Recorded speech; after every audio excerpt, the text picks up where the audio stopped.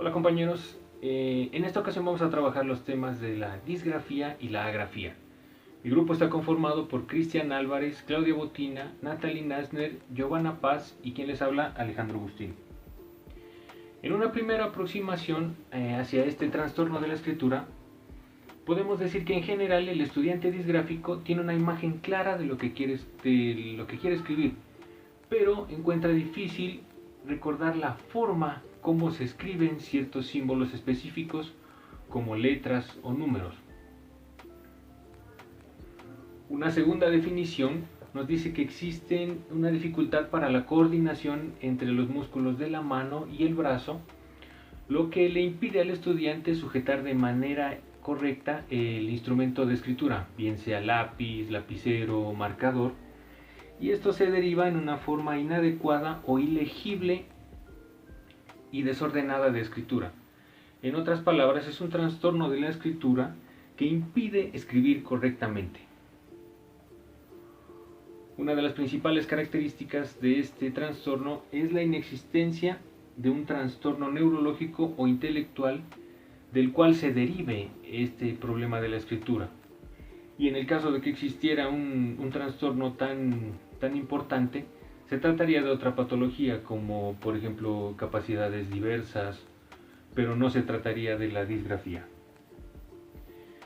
Una de las formas de identificarla en el aula es la letra difícil de entender. Podemos ver aquí que es casi imposible entender lo que el alumno quería expresar de forma escrita.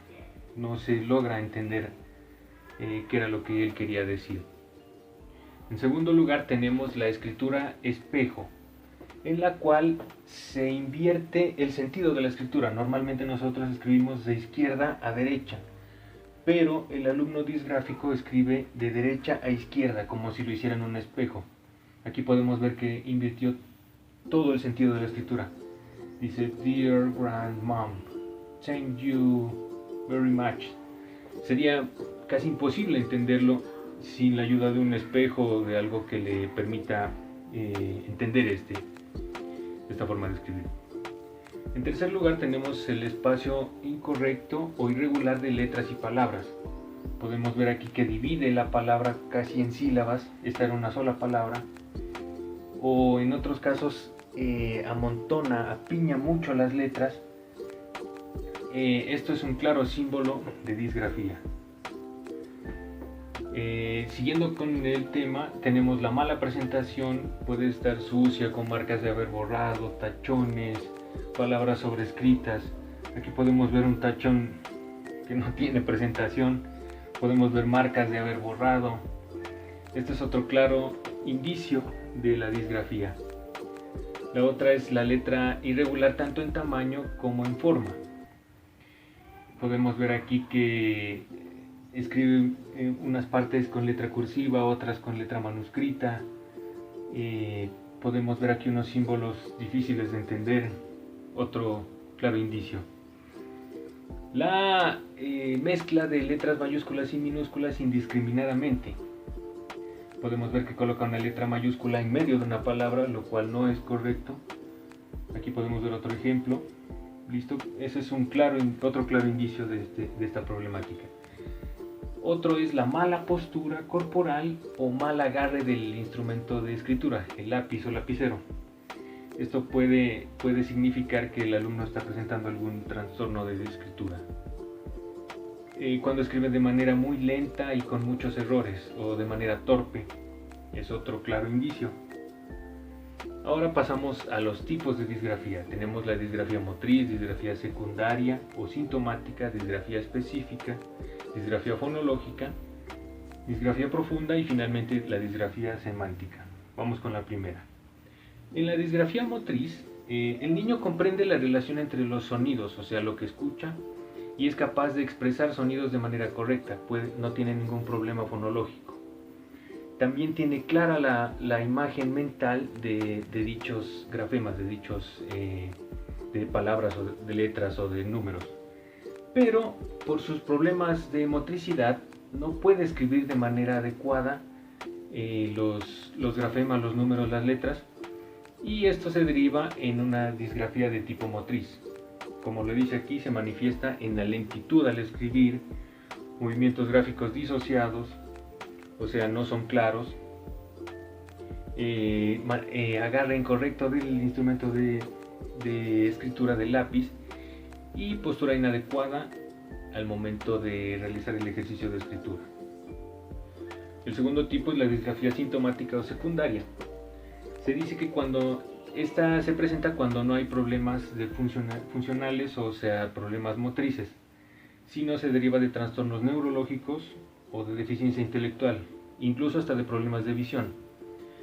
Recuerden que al principio dijimos que esto no se derivaba de algún problema neurológico, pero, por ejemplo, un estudiante con alguna capacidad diversa o por ejemplo, con síndrome de Down, podría ser también diagnosticado con disgrafía, y en este caso sería sintomática o secundaria. O sea, no sería el principal problema, sino que sería un problema más que tendría el estudiante dentro de sus trastornos de aprendizaje. Ahora, la disgrafía específica se relaciona con la dificultad para reproducir letras o palabras, pero no responde exclusivamente a un problema motor, sino a la mala percepción de formas. La desorientación espacial, por ejemplo, un estudiante puede no seguir las líneas de los renglones de las hojitas del cuaderno, puede salirse de los renglones. Esto indica un problema disgráfico. También se puede deber a trastornos del ritmo, como lo dice aquí. En ese caso sería cuando escribe demasiado lento o demasiado rápido. Ahí puede haber un problema de disgrafía específica. Y finalmente compromete a la motricidad fina, o sea, la capacidad que tenemos de realizar actividades pequeñas, muy minuciosas. En ese caso habría un problema de disgrafía específica. Hola compañeros y profesora, en esta oportunidad voy a finalizar con la explicación de los tipos de disgrafía.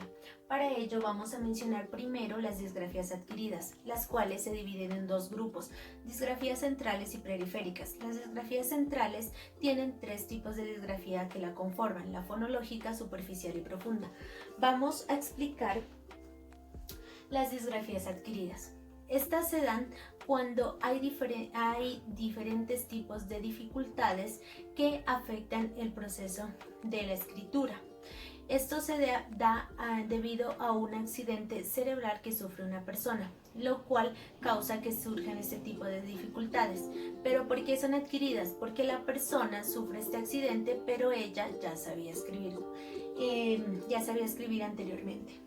Estas, como sabemos, se dividen en centrales y periféricas. Vamos a hablar de las periféricas. Las disgrafías periféricas se dan cuando el individuo tiene dificultades para realizar los movimientos o trazos necesarios a la hora de escribir una letra o una palabra. A esto se le denomina trastornos motores. ¿Por qué trastornos motores? Porque el individuo no tiene la capacidad de realizar los patrones motores necesarios a la hora de trazar una letra. Bueno, ahora vamos a continuar con las disgrafías centrales. Estas afectan los aspectos lingüísticos que conforman la escritura de una palabra. Para profundizar más acerca de este tema, vamos a hablar de los tres tipos que la conforman. La disgrafía fonológica. En esta se ve afectada la ruta fonológica. La ruta fonológica es la encargada de interpretar los sonidos que conforman una palabra. ¿Sí? Cuando se ve afectada la ruta fonológica, no se puede interpretar los sonidos de la palabra en su totalidad, sino en pequeñas partes, como lo son sílabas o letras.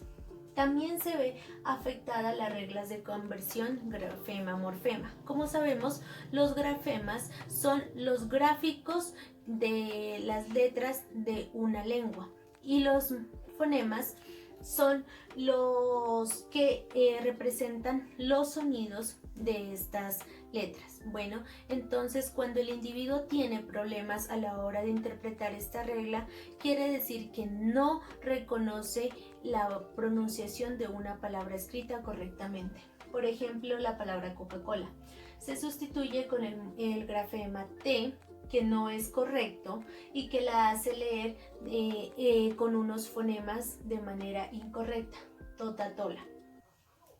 Vamos con el siguiente tipo de disgrafía, que es la disgrafía superficial. Esta se da cuando hay una alteración en la ruta visual. La ruta visual es la encargada de comprender palabras para descodificarla las reglas que la componen a la hora de crear su buena estructura para escribirla, ¿sí? Estas palabras para que haya un buen uso de la ruta visual deben ser conocidas con anterioridad por el individuo, y estas se almacenan en su memoria a largo plazo, y las palabras que se almacenan se las denomina como vocabulario visual. Pero al verse afectada esta ruta fonológica, el individuo puede escribir las palabras con errores de ortografía, con lentitud, y también no puede escribir palabras difíciles o que no conozca. Por ejemplo, aquí tenemos la palabra vaca, que debe escribirse correctamente con la letra V, pero la escribió con la letra B larga. Otro ejemplo que miramos es llanta, debe escribirse con Y, pero la persona que sufre de esta disgrafía la escribe con Y. También se pueden observar errores de disgrafía superficial en las palabras homófonas. Se le pide a un individuo que escriba hola de saludo y escribe hola, que son las olas del mar. Miramos que en este tipo de disgrafía superficial el individuo cuenta con la ruta fonológica, más no con la ruta visual. La ruta fonológica con el sonido lo identifica, pero no identifica con la estructura de la palabra. Bueno, vamos a continuar con la disgrafía profunda. Esta se da cuando el individuo tiene afectada tanto la ruta visual como la ruta fonológica, lo cual le hace que cometa errores semánticos. ¿Qué quiere decir? Los errores semánticos se dan cuando el individuo no escribe el significado que se le pidió que escribiera, o la palabra que se le pidió que escribiera. A pesar de que la escribe con una sintaxis correcta, su significado no era el que se esperaba. Esto se da generalmente cuando el individuo confunde las palabras dependiendo del campo semántico. Sabemos que el campo semántico es el que nos permite clasificar las palabras dependiendo de las características que tengan en común. Por ejemplo, un campo semántico sería el de los cítricos. Se le pide que escribe naranja y escribe limón, lo relaciona. Otro campo semántico sería el de las emociones. Se le pide que escriba feliz, que está feliz, una emoción, y escribe Navidad, porque puede que lo relacione con lo que esta época genera, que es una emoción de felicidad. Bueno, vamos ahora a hablar de las disgrafías evolutivas.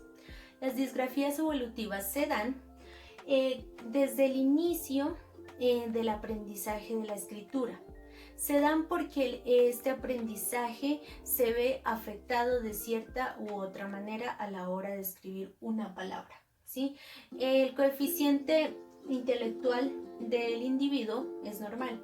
Estas se dividen en tres categorías: fonológicas, superficiales y mixtas. Las fonológicas y superficiales las habíamos mencionado anteriormente en las disgrafías adquiridas, tienen las mismas características, lo único que las diferencia es que la una se da por un accidente cerebral y la otra por problemas en el aprendizaje inicial de la escritura, que es la evolutiva.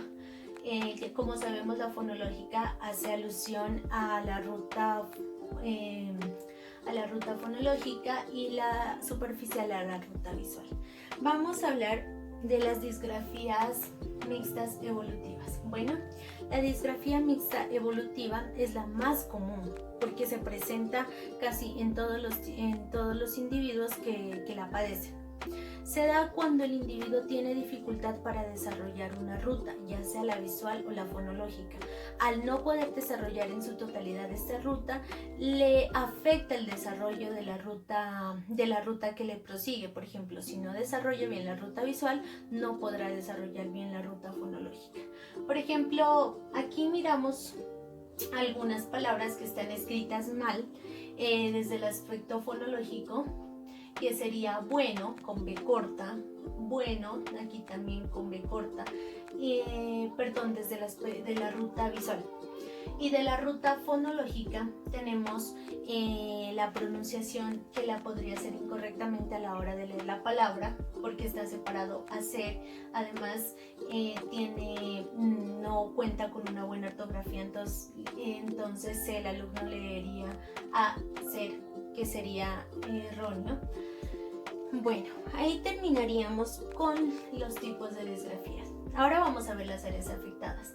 Hay problemas de lateralización. Como sabemos, todos tenemos dos hemisferios, uno derecho y uno izquierdo, los cuales trabajan en los lados opuestos cumpliendo funciones. Cuando esto no trabaja de manera correcta, se llama problemas de lateralización. ¿Por qué? Porque estos no realizan las funciones que deben hacer en los lados que les correspondan. Entonces, esto lleva a problemas tanto cognitivos como motores. En el lenguaje esto sería perjudicial, ya que el alumno no desarrollaría la escritura de la mejor manera. Dificultades motrices, porque no se puede manejar los movimientos con la mano a la hora de trazar letras que conformen palabras. Dificultad en la habilidad visual perceptiva. El alumno no reconoce la ortografía de las palabras, no es capaz de asimilar la estructura correcta a la hora de escribirla. Las dificultades para retener una palabra en la memoria. Esta puede verse afectada a la hora de que el alumno no recuerde desde cómo se escribe hasta la escritura correcta, no recuerde sus trazos ni la escritura.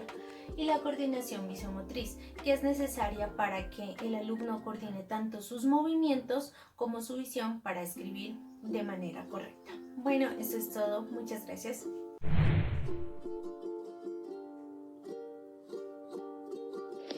Como sabemos, la disgrafía es una discapacidad del aprendizaje que afecta a alguna o algunas de las habilidades del procesamiento motrices o de la información, que en este caso afecta al acto de escribir, ya que el estudiante puede tener problemas con la ortografía y la mala caligrafía, entre otros. Entre los problemas que podemos encontrar en el ámbito escolar es que los niños con disgrafía les cuesta mucho escribir y lo hacen algunas veces más despacio que los demás. Por otra parte, se perciben en los niños una notable rigidez motora o, por lo contrario, una excesiva laxitud. En algunos casos, los trazos no se mantienen de manera uniforme, sino que varían constantemente. Podemos encontrar que los niños realizan las palabras de distinto tamaño, como también las letras.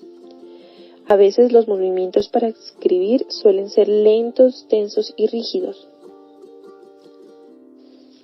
Otra dificultad es la que tienen para organizar las letras dentro de la palabra o frase, como también la falta de control en la presión del lápiz, bolígrafo u otro instrumento de la escritura. También se encuentra que algunos niños optan posturas incorrectas, ya que mantienen el tronco muy cerca de la mesa o se inclinan en exceso. Bueno, ¿cómo nosotros como docentes podemos apaciguar este tipo de dificultades? Primero podemos realizar ejercicios de soltar la mano. Un ejemplo claro es cuando los niños realizan bucles, ya sea en un papel cuadriculado o de doble línea. Podemos hacerles repasar la escritura punteada con el lápiz sin salirse de la línea, a una velocidad media. Podemos crear pasatiempos como laberintos donde el niño o la niña pueda seguir con el lápiz el recorrido. Esto les puede ayudar a mejorar el trazado. Además, podemos crear actividades de seguir los números hasta formar un dibujo. Por otra parte, podemos crear ejercicios de motricidad fina o de atención.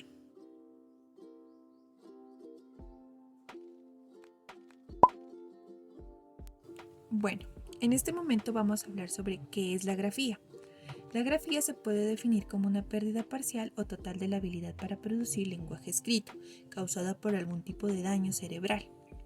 La habilidad para escribir puede alterarse como consecuencia de defectos lingüísticos como las afasias, pero otros elementos no relacionados con el lenguaje mismo, como por ejemplo ya sea el motor y espacial. Hay que tener en cuenta que la grafía es una discapacidad de alcances variables que no deja que quien la padece pueda dar a conocer sus pensamientos, ideas, procesos o secuencias de manera escrita. aunque sí puede expresarlos con la palabra hablada. Existen varios tipos de agrafía que se pueden clasificar fundamentalmente en la función de la zona del cerebro que se ve afectado y que por lo tanto los origina. Así que de esta manera se puede hablar de grafía pura, afásica, con alexia, espacial o apráxica. Bueno, como lo mencionó mi compañera Giovanna, hay diferentes tipos de agrafías y estas se dividen en dos grandes categorías. La primera, afásicas, y la segunda, no afásicas. En cuanto a las afásicas, son aquellos problemas lingüísticos que las personas tienen debido a una lesión cerebral. O sea, que estas personas van a tener problemas en cuanto a la escritura, a la lectura, al habla o al escucha. En nuestro caso nos enfocaremos en la escritura debido a que las agrafías son un problema de escritura. En cuanto a las no afásicas, estas de igual manera son debido a lesiones cerebrales y estas son las que impiden un buen funcionamiento de las habilidades motoras, es decir, del movimiento a la hora de escribir, y de las habilidades espaciales, es decir, de la organización que hacemos cuando escribimos en un cuaderno, en un libro o en un tablero. Comenzaremos con las agrafías afásicas. En primer lugar tenemos la agrafía en la fascia de Broca. Aquí las personas tienen problemas en la parte oral y escrita. Esto se presenta debido a un daño cerebral en dicha parte. El área de Broca está localizada en el lóbulo frontal del hemisferio izquierdo, como pueden observar en la imagen. Como sabemos, el área de Broca está directamente relacionada con nuestro lenguaje, y al haber una lesión en esta zona, lo que hace es que el paciente o la persona tenga un problema confusional para entender y transmitir de manera escrita lo que él escucha. Dado esto, las personas suelen tener una escritura alterada, letras deformes, con errores de ortografía y una escritura realmente lenta. A continuación, miraremos un ejemplo de una persona que sufre de agrafía en la afasia de Broca. Te voy a dictar. La palabra libro. Ok. Ahora escribe la palabra tela.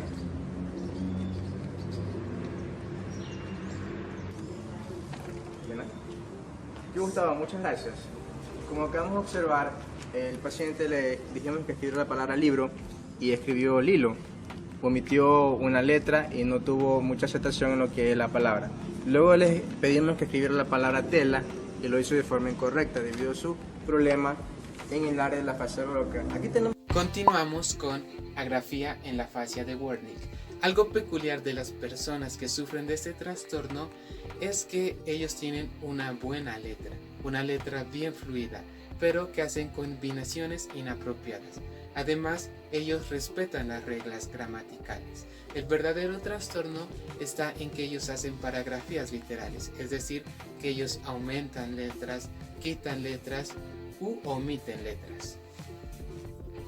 El área de Wernicke está ubicada en el lóbulo temporal del hemisferio dominante, es decir, que para las personas que somos diestras, esta estará en el lado izquierdo, y para la mayoría de las personas que son zurdas estará en el lado derecho.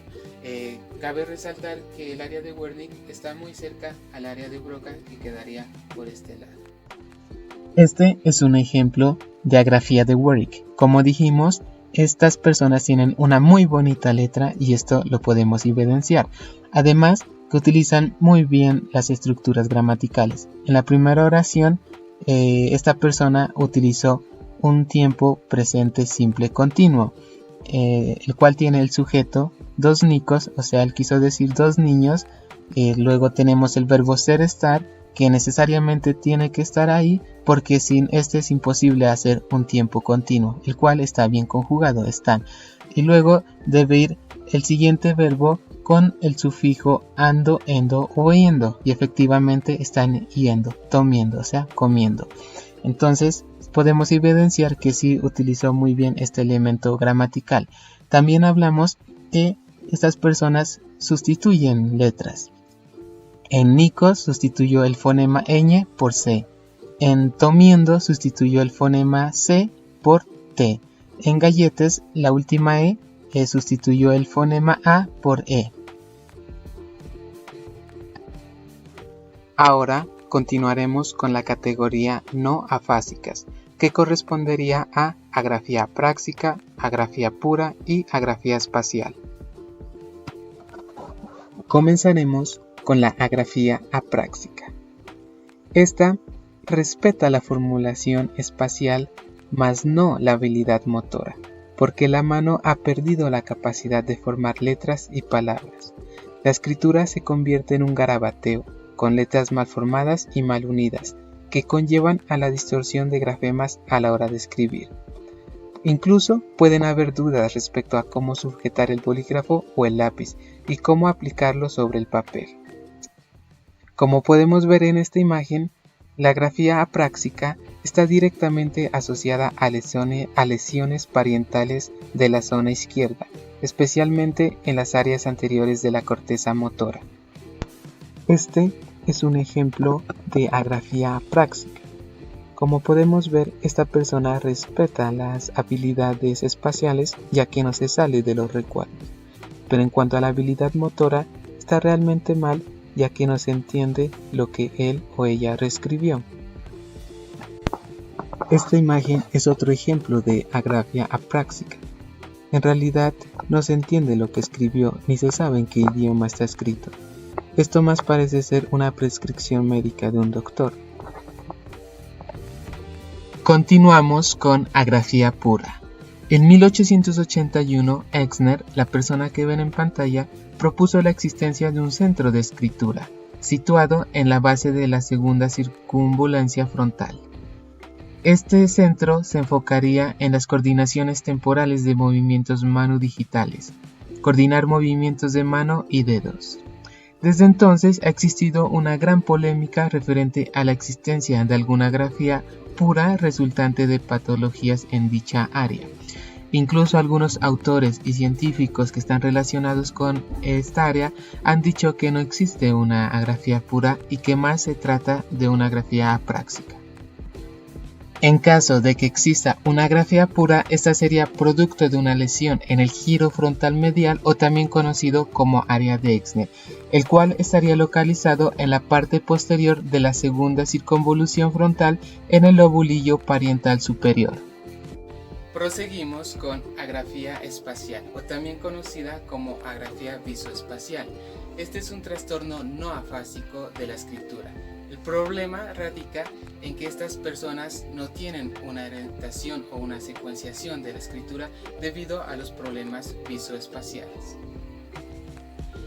Las personas con esta agrafía espacial tienen una lesión en el hemisferio derecho, justo detrás de la cisura de Rolando. Por ejemplo, estas personas suelen escribir más en el lado derecho que en el lado izquierdo. Además, su escritura es oblicua o en forma de cascada. Esta persona escribe en forma diagonal, haciendo un efecto de cascada. Finalmente, normalmente se escribe de izquierda a derecha en forma horizontal, pero esta persona escribió en forma ascendente y descendente.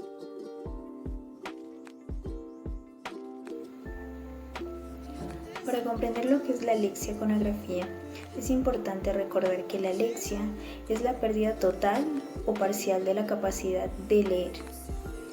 La alexia se caracteriza por tener una dificultad para secuenciar correctamente letras, sonidos y movimientos.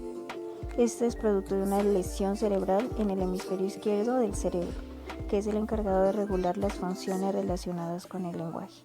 Además de esto le puede ocurrir tanto a niños como a adultos. En cuanto a la agrafía con alexia o alexia con agrafía, esto significa que el estudiante o el sujeto que posee este problema no puede leer ni escribir. Sus síntomas son incapacidad para la lectura que no mejora cuando se hace seguimiento por dedo.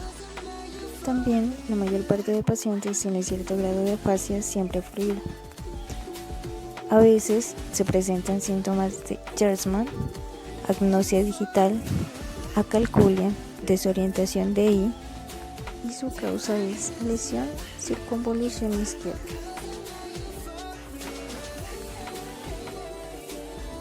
Este trastorno es bastante delicado, puesto que la capacidad para escribir puede verse afectada por una alteración asociada al correcto desarrollo del lenguaje, como lo son las afasias, o por otro tipo de circunstancias como el aparato motor que interviene para poder escribir, o por una alteración que permite que la persona no pueda coger un lápiz o un bolígrafo y escribir sobre papel, u otras patologías o lesiones cerebrales que ralentizan y dificultan la facultad de escribir.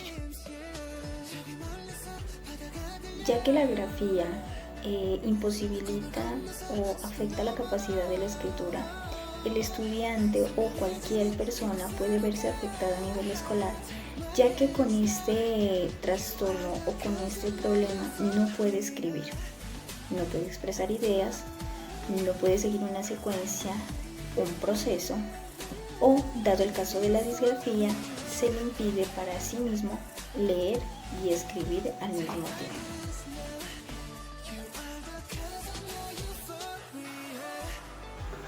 La escritura es un proceso de carácter práctico que un niño ejecuta cuando realiza el trazo de signos gráficos, pero existe también la dificultad del aprendizaje que afecta justamente la forma de la escritura o la calidad de la letra, la cual es conocida como disgrafía y agrafía. Según especialistas, entre las técnicas que se pueden utilizar para los niños y que puedan trabajarse fácilmente en casa, con apoyo de los padres, están las técnicas caligráficas, las cuales están destinadas a lograr una escritura rápida y legible. En este caso, los padres deben pedirle al niño que haga una serie de ejercicios en un cuaderno de caligrafía, ejercicios que muchas veces ya vienen hechos en algunas libretas y que solo basta con motivarlos a que los desarrollen. Otra de las técnicas es la pictografía, cuyo objetivo es desarrollar el gusto por la actividad gráfica y favorecer el hábito en la postura adecuada, la fluidez y la dimensión del movimiento motor, como por ejemplo, que se le pueda pedir al niño que haga un dibujo. Y por último tenemos la técnica que es criptográfica, que pretende mejorar las posiciones y movimientos gráficos, en donde actividades como hacer trazos continuos, con deslizamiento sobre la mesa de todo el antebrazo y de la mano puedan servir para adoptar una postura correcta, relajar tanto el brazo como la mano y realizar un movimiento en forma regular y rítmica. En todas las técnicas es importante cuidar tanto la posición del cuerpo como la del papel y de los materiales que se ocuparán en el proceso. A continuación veremos la explicación de otro posible tratamiento. Para la rehabilitación se han propuesto dos estrategias principales para rehabilitar las dificultades. 1. La reactivación de la función perdida y 2. La elaboración de una estrategia alternativa que logre el mismo desempeño a través de una ruta alternativa. Se describe que la mayor parte de los modelos de rehabilitación de las agrafias han hecho hincapié en la segunda estrategia, que implica una reorganización cognitiva del sistema funcional. Para reorganizar los procesos que subyacen a un defecto de escritura, es necesario que el evaluador tenga suficiente claridad acerca del proceso alterado y la manera como éste interactúa en la conducta normal. También poder formular hipótesis precisas para identificar el proceso alterado y los procesos intactos. Además, que el paciente conserve una capacidad cognitiva suficiente que le permita reorganizar una nueva conducta. La rehabilitación de la escritura de pacientes afásicos debe centrarse en tres aspectos fundamentales. 1. La comprensión del lenguaje escrito en pacientes con afasia de Wernicke y afasia global. 2. Al gramatismo y las dificultades de la ejecución motora en los afásicos de Broca. 3. Las sustituciones observadas en pacientes en afasia de conducción. Las técnicas de estimulación auditiva como ejecutar órdenes, señalar objetos, se utilizan de manera rutinaria como reeducación de la comprensión para lograr el desbloqueo escrito en pacientes con afasias motoras globales o de Broca. Puede tratar de incrementarse la producción automática de letras o palabras. Luria y Woodglass sugieren decir al paciente frases que contengan sujeto, verbo y predicado, y pedirle que escriba el nombre del sujeto y de la acción que observa. Con este procedimiento, el paciente puede adquirir cierta competencia en escribir frases telegráficas sin conectores ni morfemas gramaticales. En la segunda etapa del tratamiento se le enseña al paciente la función de los conectores gramaticales, como las preposiciones, mediante la utilización de diagramas, y por último se dirige la rehabilitación hacia la reeducación de los morfemas gramaticales y hacia la conjugación de verbos. A los pacientes con afasia de conducción es necesario enseñarles de nuevo un método de asociación entre grafemas y fonemas. En ocasiones es útil la revisualización de una palabra antes de escribirla. La escritura de palabras en forma automática ayuda a reducir las paragrafías literarias. En la recuperación de la grafía espacial se ha sugerido utilizar hojas de papel con líneas que demarquen los renglones y líneas verticales que demarquen espacios entre letras y palabras. Antes de iniciar una intervención debemos recordar que todos los pacientes son diferentes en aspectos cognitivos, de lesión, de colaboración y personalidad. Por ello, para realizar terapia resulta sumamente importante abordar los aspectos biopsicosociales de la persona en cuestión y por supuesto su patología de base, los trastornos asociados y el impacto que esto genera.